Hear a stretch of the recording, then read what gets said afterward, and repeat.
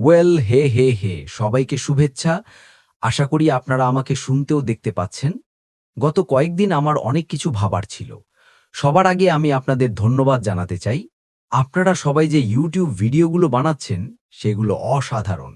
আমার চোখে এখনো কোনো খারাপ ভিডিও পড়েনি। মানুষজন তাদের কমফোর্ট জোন থেকে বেরিয়ে এসে পাগলের মতো কাজ করছে, যা আমি সত্যিই ভালোবাসি।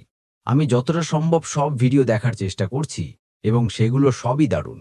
মাঝে মাঝে এই লাইভগুলোতে এমন কিছু কথা শোনা যায় যা আমার মনোযোগ আকর্ষণ করে। প্রথমত আমি একটা কথা বলতে চাই, এটা আমার দেখা সেরাগুলোর মধ্যে একটি, কারণ সে খুবই স্পষ্টবাদী ছিল। তার লাইভে বলা দুটি কথা আমার দৃষ্টি আকর্ষণ করেছিল। প্রথমটি হলো সে যখন তার ব্যবসার একটু ইতিহাস বলছিল, তখন সে বলেছিল, আমি পণ্যের মধ্যে বিনিয়োগ করিনি, আমি অ্যাশমাফারের মধ্যে বিনিয়োগ করেছি। এই কথাটা আমাকে মুগ্ধ করেছে। আমি আবারও বলছি, আমি পণ্যে নয়, অ্যাশমাফারেতে বিনিয়োগ করেছি। ডেভ ইতোমধ্যে এটা বলে দিয়েছে, কিন্তু আমি এটা পুনরাবৃত্তি করছি। আমার এবং আরও অনেকের অনুভূতি এটাই। ডেভ, এই কাজের জন্য আমি তোমার জন্য গর্বিত। আপনি যদি ডেভের চ্যানেল না দেখে থাকেন, তবে আমার ফেসবুকে নিচে স্ক্রোল করে পুরোটা দেখে নিন। এরপর শেষের দিকে সে এমন একটি কথা বলল, যা আমাকে একেবারে হতবাক করে দিল। এটি আমাকে বিনয়ী করেছিল, কিন্তু একই সাথে খুবই দুঃখিতও করেছিল। তার কথাগুলো ছিল, আমার বয়স 60 বছর এবং আমি ভগ্ন। যারা জানেন না, ডেভ বহু বছর আগে এক ভয়াবহ দুর্ঘটনায় বেশ দূর থেকে পড়ে গিয়ে যে অ্যাশ মাফারে শুধু অর্থ উপার্জনের জন্য কিছু করছেন না। আপনি ইন্টারনেটে যাই শুনুন না কেন, আমি তাকে ব্যক্তিগতভাবে চিনি। তিনি মাদার তেরেসাদের কথা বলতেন। তিনি লাখো মাদার তেরেসা তৈরি করতে চান এবং তিনি তাদের খুঁজে পেয়েছেন। আমরা কোটি কোটি টাকা বানাতে পারি এই ভাবনা থেকে সরে এসে কিভাবে একজনকে সাহায্য করতে পারি সেদিকে মনোযোগ দিয়েছি। আমি চাই আপনারা সবাই আপনার জীবনের এমন মানুষগুলোর কথা ভাবুন, যারা সবসময় নিজেকে ভগ্ন মনে করে, যারা ভাবে যে এর চেয়ে ভালো কিছু আর হবে না। যখন আমি ফোর্ডে চাকরি করতাম, তখন আমি ভাবতাম এর চেয়ে ভালো কিছু আর হবে না। দীর্ঘ সময় ধরে কাজ করতে হবে। অনেক লোক আছে যারা সেই সুযোগ পায়নি, যারা দুটো তিনটে চাকরি করছে, যারা হতাশ এবং ভগ্ন বোধ করছে। এটা আমার হৃদয় ভেঙে দেয়। তাই যখন আমি অ্যাশ মাফারের মতো কাউকে দেখি, তখন আমি অ্যাশের স্তুতি করছি না, শুধু আপনাদের জানাচ্ছি যে এই লোকটি অনেকের জন্য কিছু করছেন। তিনি চান মানুষ সফল হোক, তারা নিজেরা হোক, যেন তারা প্রতিদিন সকালে উঠে এবং রাতে ঘুমোতে যাওয়ার আগে নিজেদের নিয়ে দারুণ অনুভব করে। এটাই আসল অ্যাশমাফারে। আমি সবাইকে অনুরোধ করব, আপনারা এটা সবার কাছে তুলে ধরুন, বিশেষ করে যারা নিজেকে ভগ্ন মনে করে।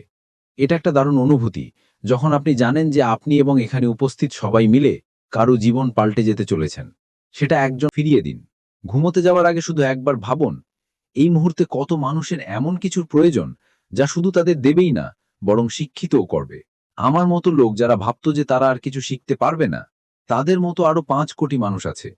আর ডেভিডের মতো আরো 10 কোটি মানুষ আছে যারা মনে করে তারা আর কিছু করতে পারবে না। ক্রিস জনসন এখন আপনাদের দিকে তাকিয়ে বলছে, আশা আছে। এটা নতুন কিছু, যা আগে কখনো শেখানো হয়নি, মজার এবং উত্তেজনাপূর্ণ। এখন সময় এসেছে মানুষকে আশা দেওয়ার। আপনারা জানেন আমি প্রতিদিন লাইভ করি না, আমি যখন তখন লাইভে আসি। আমি আজ তার অন্য দিনের কথা বলছি না। আমি শুধু বলছি, যদি আপনি আশা খুঁজে থাকেন, যদি আপনি আহত বা অক্ষম হন এবং ভাবেন যে আপনি আর কিছু করতে পারবেন না, তবে এটাই সেই সুযোগ। আপনারা সবাই যারা এটা শুনছেন, তারা পৃথিবীর প্রতিটি দেশের মানুষকে আশা দিতে চলেছেন। কারো জন্য কিছু করাটাই জীবনের সেরা কাজ, আর ভিক্টরি উইথ অ্যাশ হলো সেই কিছু। ভবিষ্যতে আরো অনেক কিছু আসবে যা আমি জানি না। চালাতাম। একবার আমি একটি পরিবারকে খাবার পৌঁছে দিচ্ছিলাম। লোকটি বিবাহিত, 3 সন্তানের জনক এবং বাইসাইকেলে করে কাজে যেত। একটি গাড়ি তাকে আঘাত করে তার দুটো পা এবং কোমর ভেঙে দিয়েছিল। তার বুক পর্যন্ত ব্যান্ডেজ ছিল। তার বীমা ছিল না। রোজগারের কোনো উপায় ছিল না। আমি সেই 3টি শিশুর দিকে তাকিয়েছিলাম। আমি নিজের চোখে দেখেছি মানুষ কিভাবে স্ট্রাগল করে। কিন্তু সেই লোকটির মুখে ছিল সবচেয়ে বড় হাসি। সে তার স্ত্রীকে বলল, আমরা এটা পার হয়ে যাব। সব সময়তেই কিছু না কিছু করার থাকে।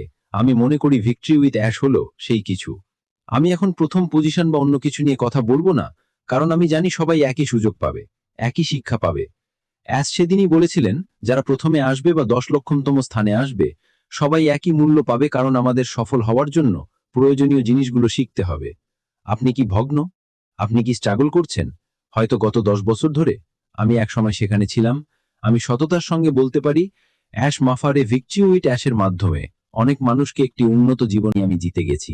কারণ আমি যদি তাদের মনে প্রভাব ফেলতে পারি, তাহলে আমি সফল। কারণ একজন সমালোচকের বিপরীতে লক্ষ লক্ষ মানুষ আছে যারা এই আন্দোলনের পক্ষে, অ্যাশমাফারের পক্ষে।